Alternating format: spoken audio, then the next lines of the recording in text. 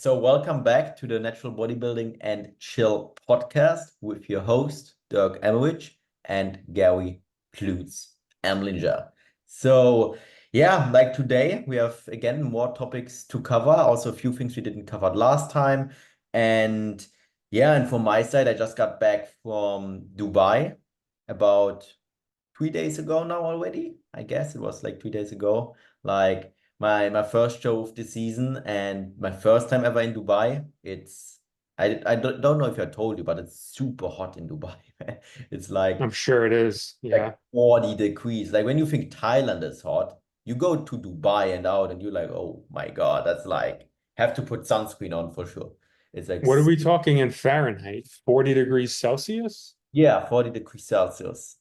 That That's deserves a Google. Let me check what that yeah, is. Book gotta ahead, check brother. that. And in their high season, it goes up to like 45 or something, or I don't know, but it's definitely, I felt that.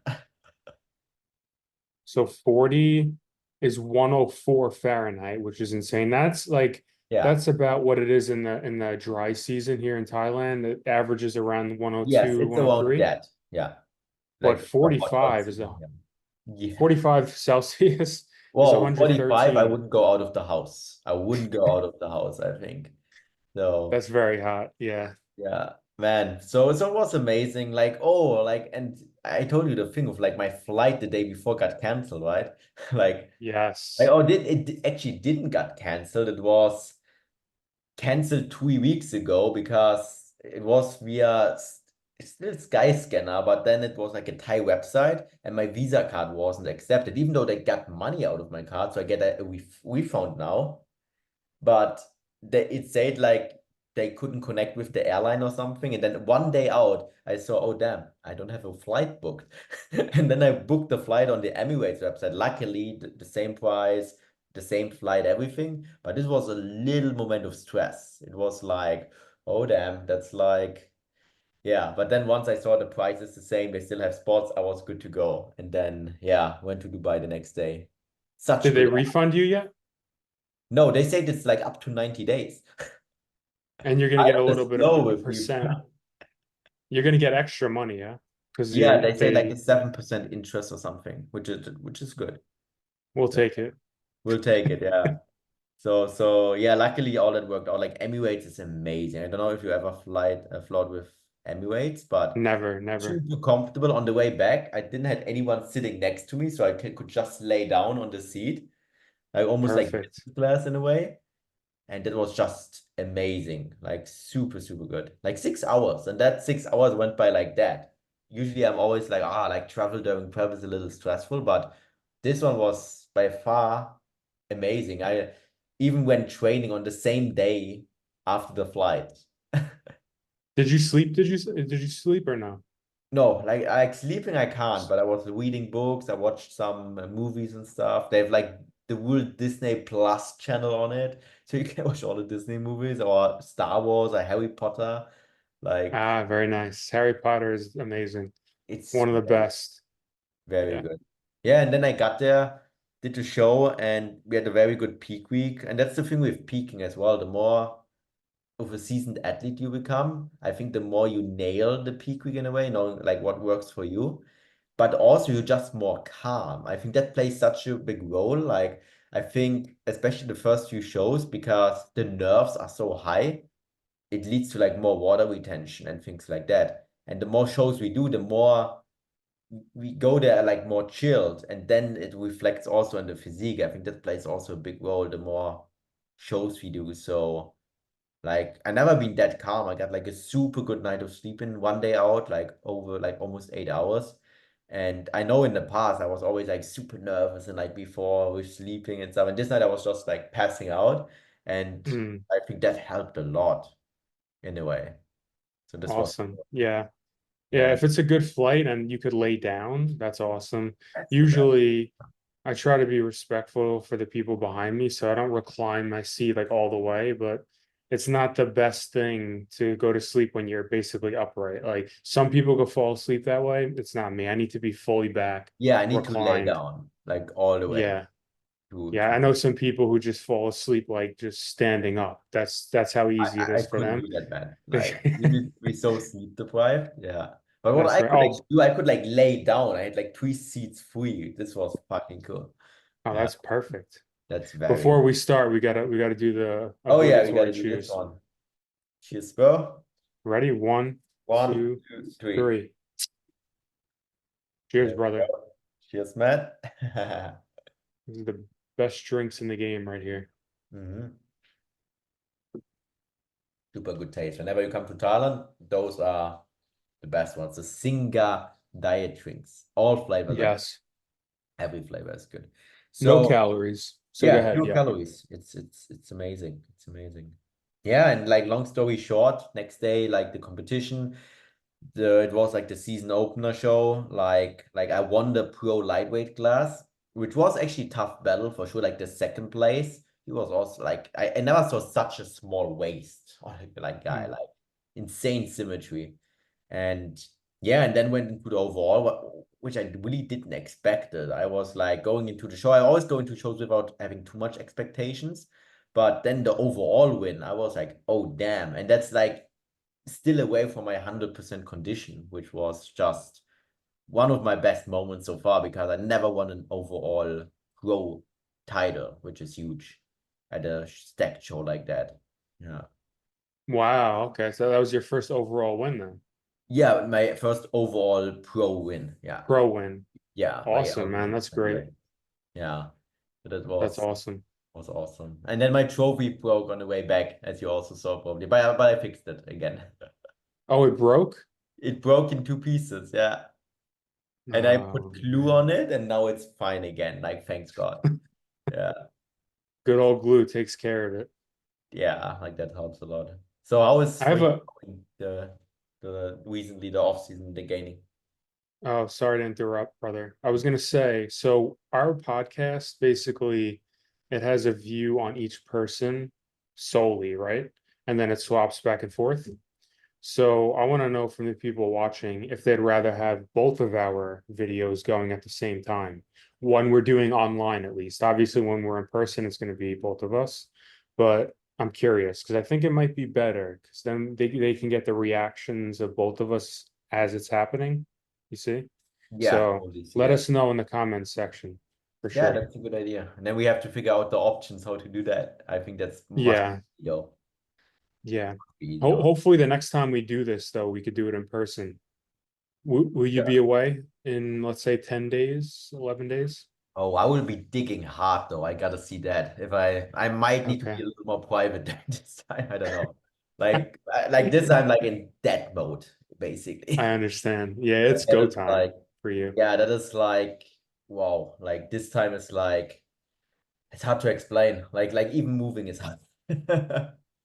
Man, I'm the one person that gets it, so you don't have to explain it to me. But for anyone listening, when you truly hit like the most elite conditioning in the sport, you're gonna feel it. And that's approaching for Dirk as he's extremely close to Worlds, which is the number one competition, in the season. Obviously, it's the big one. So Yeah. he's getting close and his body fat's gonna be pretty much non-existent very soon. So yeah, he's gonna feel it a little, but he treks through like champions, so it's not an issue. Yeah, that is the goal to get through that. But nevertheless, it's like I don't know, like as many seasons as you do, every time it's hard. It's like going into a little bit of like, oh damn, I have to do this again.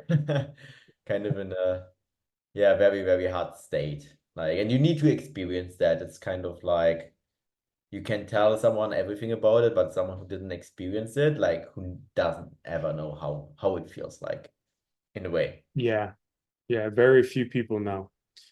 But in terms of your question, yeah, I'm in the off season still. So basically everything's the same. I'm taking like a longer deload than usual right now to Yeah. kind of fully heal everything, my connective tissue, as we mentioned in the past podcast. So yeah, everything's going good. I'm gaining very slow. I think I'm like 207 pounds at the moment, which is quite lean for me, but we're gonna slowly gain into next year. And who knows? Maybe we won't even need to do a mini cut before prep. I'm not sure, but we're going to gain very slowly. And when prep starts, which is probably going to be March, somewhere around there, That's give very us, soon, technically, yeah. I mean, it comes so fast, right? It's amazing. I can't believe I've been in Thailand for 9 months either. It's just wild, Wow, but yeah. it just flies. So yeah, nice and easy. And I'll be getting you guys some physique updates, next year. I'm Oh keeping yeah. under wraps for a little People while, want to but see that. Yeah. yeah, It's a while yeah, since we saw a physique update from you, right? Like that's long, true. a That's few true. months or even a year or something, right? Quite a long time. Yeah. Might have been a year. That's awesome. Like, why are you doing that? Like, you just don't want to share it, or it's like you want to keep the people a little bit like, like, how is he looking?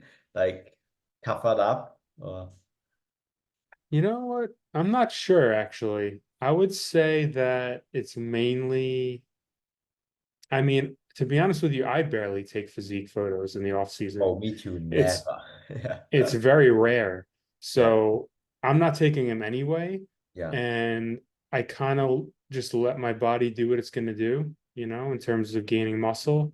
And I think it's fun to kind of come out with progress photos, in a long time. So people get that, like, whoa, like this guy really gained a ton of muscle in a year, 2 years, three The years, wow whatever it's going to effect. be. Yeah, more of a wow effect. I feel like when I post, every few months, you're not gonna see that much. Like That's we true. grow muscle so slow. What am I doing? So that's probably it. Plus, I'm pretty tame. I don't really like to show my physique. I'm a bodybuilder right now, but I really don't. Yeah. I just like to train, and that's really it. I That's don't the even best like mindset for off season. Yeah. yeah, like I said, I would do this even if I didn't compete because I just truly love the process of bodybuilding. So yeah, that's just me. That's awesome. That's always what I tell my clients, right? I tell them you don't need to send me a physique update every week in the off season. Better you send me training clips every week, but not a physique update. Yes. Like I think that's That's what I very, tell my clients too. yeah. Yes. Like a physique update every week, I feel like it can also give like clients, especially like a wrong, how you can say, like a wrong thing to focus at. It's like we don't need to focus on the physique like as much every week. Like in a prep, of course, but not in the off season. So I'm the same. I make Yes. maybe like one physique update or actual check like once or twice a year in my off season. Like so rarely. I just don't feel like doing it because I know it's like, yeah, like a waste of time, energy, right? Like it's like it Yeah. doesn't tell you as much as your training is telling you. So So you get it. We're on the same page with that, 100%. so that's awesome. Like, yeah, it will be amazing next year too. Like see that. Usually the prep time is always where you show more the physique, right? That's like the time where, yeah, like all the fruits show off, like all the hard work. Yeah. Yeah. So, I mean, I usually tend to start doing posing updates where I just actually show you, my posing, obviously in trunks, Yes. 3 months out of my first comp, something like that. So you guys will definitely see it. There's no question. I'm not going to be hiding for too long. So we'll bring it out soon. That will But be we do have quite a few topics that we want to get yes. through. So we covered Dirk's. Did you want to add anything onto your prep Uh, talk at all? I think there's right now nothing too big to add. Like travel went very smooth, also nutrition wise. I prepared myself with like some good stuff. And yeah, not too much to add on, I would say. Yeah. Okay. So we have some interesting questions. One is, how do you structure training for lagging muscle groups? Oh, that's a good one. So I'll just throw in some, you know, things that you could do. Yeah. Usually, when you're trying to bring up a lagging muscle group, you want to prioritize it earlier in your workout, something that some people don't know. Your fatigue is going to be lower because fatigue accumulates while you're training. So if you have more fatigue, you should be weaker. That's how that works. So you want to kind of train those muscle groups early in your session. Also, your total set volume should be allocated more toward that muscle group as well, and frequency. So I recommend at least 2 times a week for lagging muscle groups, if not three. So I'd say those are the big ones for sure. Very Yeah, simple. I highly agree. And maybe putting them as like the first day of the week. Like instead of a Monday chest day, having like if your back is lacking a Monday like back kind of pull day or something. That's a good idea. And like you Yeah. said, like instead of like with the gifted body parts especially, I like to take volume away from that and put that volume towards the lacking muscle groups. Like you said, like more volume towards those instead of like the gifted parts, which makes a lot of sense. And I think that is Mm. it's as simple as that, I would say. And then and obviously one of the main things is like reviewing your execution on those lacking muscle groups. Often if your arms are lacking or the back, it's like something else is moving the weight. Like let's say your lats are lacking, so you move way more with your upper back instead of your lats. This can be a reason. Or if your biceps is lacking, you're moving way more with your frontals. Like that is such a big one. I see it so often when people have a weakness, and it's often not even a volume thing, it's often an execution thing of like how they move, especially with calves. Like, oh, whoa, I have like weak calves, but then you see them like bouncing all the way, like having the worst execution ever, and like saying it's like the bad genetics, but it's often an execution thing, I feel as well, like how they move or intensity as well, like not training. Right. Yeah, Also, another thing I would say is, let's say, you're plateauing on the specific muscle group. Let's say it's back, right? And you're doing, who knows, 6 sets a week. Maybe if you're really plateauing, maybe throw in 1 set extra and do that for a month and yeah, see if things get moving. Because a lot of the times it will. It'll actually start to get stronger because when you gain muscle, that is usually how you get stronger. It's not the other way around. That's yeah, another thing people think like, oh, I have to get stronger.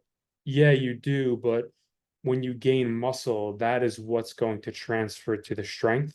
So that's why we say, if I'm adding 50 pounds to my deadlift and you've been doing a deadlift for a while and it's not like a novel exercise where everyone just gains a lot of poundage, yeah. that's a good sign that you gain muscle in your erectors and your glutes and your hamstrings. Yeah, So that's another that's one. That's another more secret. load. Yeah, Yes. Yeah. yeah, So like you said, even earlier with focusing on training and not the physique in the off season, yeah. we're focusing on progressive overload. And if we're seeing it, we know we're gaining muscle. Like I don't have to really even look in the mirror. Like I know. 100%. While we keep everything standardized, basically, like that the movement that we keep the same range of motion, the same execution, then we know for sure it's like, yeah, a matter of adding new tissue. And then the thing as well, like the more advanced we get, the slower this process is to some degree, right? Like we can't go into how it's called infinity of like at some point it's naturally like getting a little slower. And then having Hmm.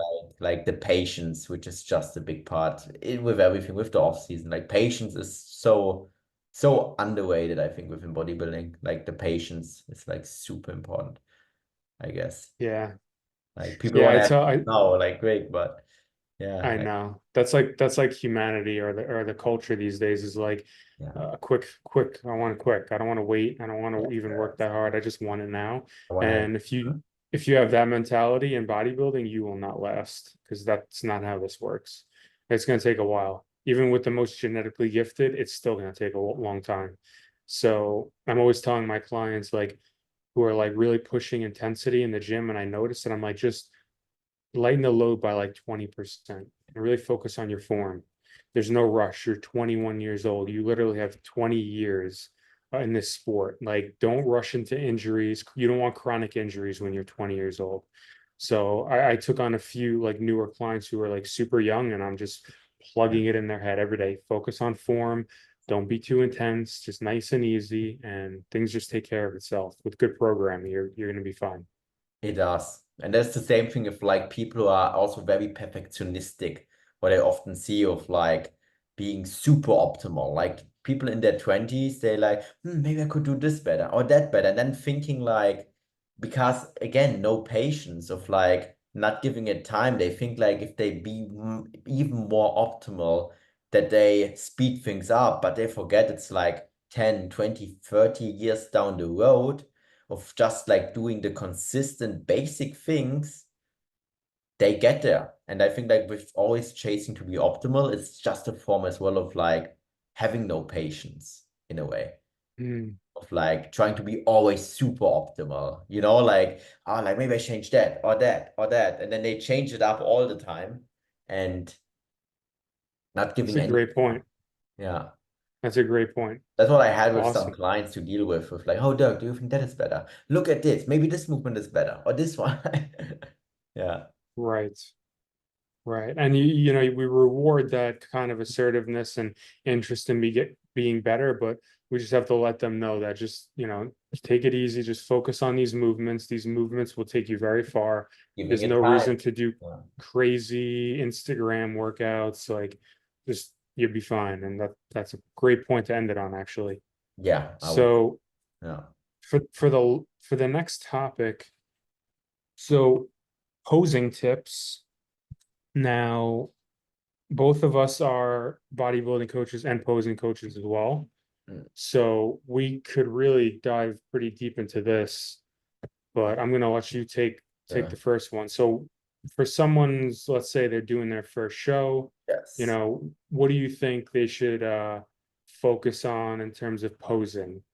Yeah, Pretty I broad would question. say focus first on the symmetry poses because the muscularity poses somehow base off from the symmetry poses. So when you master the symmetry poses, the muscularity poses are just a little bit of a tweak on like, hey, arm positioning, all of that. So when you have a very good front relax, very good side relax, very good back relax, you automatically have a good front double biceps if you have a good front relax usually. It's just like a matter of like putting your arms up or like a lat spread, quite similar, where you just spread it up.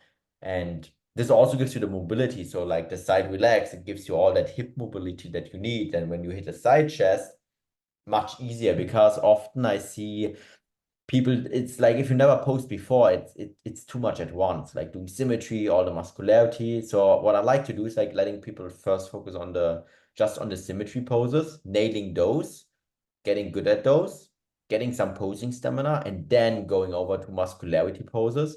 And you can even do it like that, like first 2 weeks just the symmetry poses, then in the third week just the front double and lat spread, then the fourth week the side chest, side triceps, and doing it like step by step. And that is like how I would recommend it. If you're not in a contest prep though, I don't believe you need to do a lot of practice.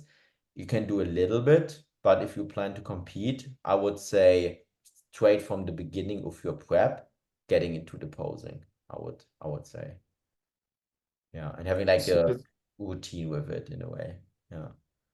Yeah, that's great advice. So I would say that definitely start with the symmetry, then move on to the muscularity. Now, in terms of just posing tips, I would highly recommend that you focus on creating as much of an X frame as possible. And we just talked about this before the podcast. Yes, yes. And it's something that I felt like I was missing in, you know, the past world championships was the lack of quad size and quad sweep. Also, the way I was posing my quads. So I was a bit too narrow and not as flared with my toes, Yeah. which kind of inhibited that sweep. So even though I had, let's say I have the same exact muscle in my quads, and I just flared a little more and maybe took a little wider stance, I would have looked like I had more of an X frame. Yeah. So that's just like one example of like how big posing can be if you mess it up or if you really get on it and pose properly. So yeah, I would say that's big focus on the silhouette because really in bodybuilding, they're looking for that X frame more than anything else. And Neutral. it's kind of unfortunate, but at the same time, it's just that's sport. You know, someone could have more detail, more conditioning, and even more muscle. But if you're not posing for your X frame, the judges may not work in your favor. So it's important to really, you know, elevate your rib cage and let your lats take you out while your shoulders remain depressed because the more shrug we have, the more narrow we are. We kind Yeah. of want to pack them down and then let our lats take us out. Yeah. So that's one thing I see some people do. They kind of shrug on a lot of They're their like like front relax poses. contracting their scapula in a way. Yeah. Yes. So we want to pack those, pack the scapula down and let our lats take us this way to create width. And maybe you could touch on, because your lower half of your posing is excellent. So what are you trying to do in terms of your lower half on your front shots? Like I try to like whip the floor apart with my feet, kind of. And I slightly flex also my glutes, which engage my adductors. So I close that gap in between the legs. So I have like a slight glute flex. With my feet, I imagine to whip the floor apart. So I flex my quads, especially, and having my hips like just a little bit back. And that's usually Just a little. like I have it back. There's a sweet spot of like having it back too much and not enough. I just put them as much back until like my how is that muscle called on top is flexed, sartorius, I guess. Yes. Yeah. Hmm. Once that is flexed, that is how far I push them back, and that's it. Yeah. Now, when you say you're contracting your glutes, are you pushing your hips in to contract? Or are you sitting on them like a squat? I How are push you them a contracting? little bit out, like this way with my hips, kind of. Okay. And then So I get you're my okay. adductors more closed. Yeah, Interesting. yeah. Like That's that a very helped me good a lot. cue. That helped me a lot. And then on the side poses, I don't actively flex my hamstrings too much, so they lose some size. I just flex my calves and my glutes, and my hamstrings just a little bit. So there's also like a sweet spot with that. And on the back poses, I flex everything, my glutes all the way through, my hamstrings, and that's depending. If you have very good glutes, I would like fully extend the hips. And Hmm. if your glutes aren't that good, it makes maybe sense to have your hips a little bit more flexed. So you have also a little more of an X frame, right? It's always like posing is like you need to find your way, what is like showing your strength, what makes you basically look the best on stage. So there's never as one size fits all, especially with muscularity poses, I would say. Now on your front, let's say your front relaxed, are you doing anything with your core in particular? I suck it in a way. Yeah. Vacuum? No Is that what vacuum, you? but I just suck it in. Yeah. That's what I do. Okay. Yeah. And are you contracting as well a little or No, none at all. I just suck it in. okay. Elevate my rib cage as much as possible. Yeah. Okay. Very interesting. And I noticed that you change or you want to change your back double bicep. Bring the arms down. Yeah, that's the big change for the Taiwan show now in the week, where I have my arms instead of having them up here, I have them more now Hmm. like here, like that, instead of Mm. like this way now. Yeah. So everyone witnessed both of us saying that we could have posed better. Mm. Now, he's a world champion. I'm a silver medalist at Worlds.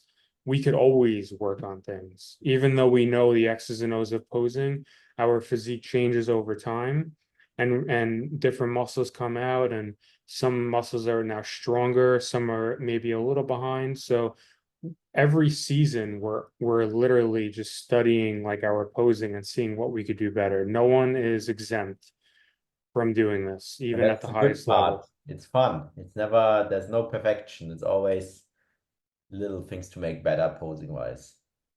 And this can Yes. help. It can, like, if you have a very close battle with someone, the one who poses better usually wins. That's something to remember. Yeah, it's very important. So to finish this off, I would say, let's say on a side relaxed, I see some people maybe they kind of if they're hitting it this way, they're kind Yeah, of closed here instead of opening the shoulder and the lat to gain more width. So yeah, and the specific person that asked, I talked to him quite a bit. So look at your side relax pose and make sure you're getting wide here because that's yeah. also an X frame, right? There, you want to see shoulders. When you're here, you want to show your shoulders. You don't want to be too closed, right? We always want to see shoulder width, small waist Much as sweep. possible. Yeah. Yes. So that was man, time is flying already. We're almost 10 30 minutes. minutes. Yeah. Unbelievable. Wow. Let's see what other topics here we have on Instagram. You know what? We could touch on this. Let's say I had a question about should the natty organizations join forces in order to compete with the IFBB? Oh yeah, like that all So, of them go together and create like a super league kind of thing.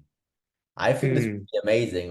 This would like honestly like create a like the true equivalent to like a Mr. Olympia of like because there's WNBF Worlds, there's DFAC Worlds, there's the PNBA Worlds and OCB, all of them. So it's yep. hard to determine who's truly the best of the best. And having a show like that, even though it might not, it's a little idealistic, maybe not a realistic thing what will happen, it would be amazing of like seeing who's truly, truly the best. And there would probably even much more prize money involved.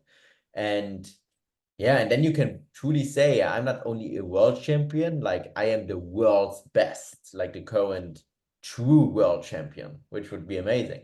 But who knows? I think that's like wishful thinking in a way, like because yeah, as you know, with natural bodybuilding, there's like always, yeah, like many organizations, and they some maybe don't like each other, that they don't want to cooperate, and that's like Hmm. one thing. Yeah, so it's always tricky. Yeah, It is because, like, let's say there was like, well, I think there's a Canadian football league, but let's say there was a bunch of football leagues, and they wanted to join forces with the NFL, or they all wanted to join. There's going to be some like disagreement there, right? This person, maybe this organization doesn't favor the rules that the NFL does, and vice versa, and the money is an issue. So it's easier said than done, but I think it would be interesting for sure if that ever happened. I'm not entirely sure it would be the best for the sport, but we don't really know because it's never happened. yes, But it would be very interesting because like the world champions from like the OCB, IPE, PNBA, you know, they're amazing. Like if they I stepped, agree, yeah. some of them probably have, but if they did step on in the WNBF and into the world stage, man, they would be super competitive. Like they're very good. So it would be interesting to see like a lot of these guys mix it up. That's for sure. Yeah, it would be amazing. So who knows what happened in the future? Like things are always changing. Like 10 years from now, we don't know how things going to look like. And that's exciting. So the future is always unpredictable in a way. Yeah, you never know. Who knows? Yes, who knows? So we'll end this. We only have a few minutes. Yeah, with a This is a final super question. easy question. Yes. How were you introduced to periodization? And for me, it was my coach, Jason Tremblay, who I've been with for over a decade, 11 years, something like that. So he first introduced me to the proper way to train, and that involved RP, periodization, and frequency, etc. So that was my introduction to it. What about you? Like for me, when it comes to periodization nowadays, like what I periodize is like yeah, like rep ranges even or specific like movement patterns. Nowadays, I'm like away from. I don't believe we need to do like strength cycles of like 3, 4, 5 reps. What I believe we Mhm. need to do in the past, where I got a tons of injuries from. I think nowadays it's more like it's way more auto-regulative in a way of like knowing when we should do a higher rep block, when we should do a lower volume here, more volume there. So right now my training is down to 3 days per week. And the only reason for Wow. that is to manage fatigue better. And that is like always like auto-regulative. Like I would probably go back again to like 4 days training in the off season, but for now we testing it out of like how good I can keep muscle and how lean I can get by having even less fatigue from training. Because we need to remember, like the leaner we get, the training becomes such an enormous stressor to the body. And when we can really, really, really like minimize that to the minimum while keeping muscle, I believe it can really help of like yeah, getting to even leaner levels. And that is how I see periodization of like, okay, having a period of this or that, and super individual from person to person. Yeah. Quick question. Is it full body 3 days? So it's full body each day? It's upper, lower, upper. So right now I train legs only once per week, like a real leg day. Okay. So that because is that because it's your one of your strongest muscles or? Yes, and it's like very, how you can say, like I think the most, yeah, like the hardest day is usually a leg day. So Birdie wants me to do it like only once a week and having like 6 full days to recover from it. That's like, yeah, and it's also like no super weakness, I guess. Yeah. That is so awesome. And that's another testament to being able to hold on to the muscle, even at such an advanced level, only training a muscle once a week, which Yeah. is frigging awesome. So going to see how that plays out. Yeah. Awesome, man. So yeah, I'm super excited. I'm sure everyone's excited for your next competition. We can't wait for it. And I'm gonna end it here. So this is the Natural Bodybuilding and Chill podcast with Gary Amlinger and Dirk Emmerich. Thank you for tuning in, and we'll see you next time. Take care. Yes, yes. Bye-bye.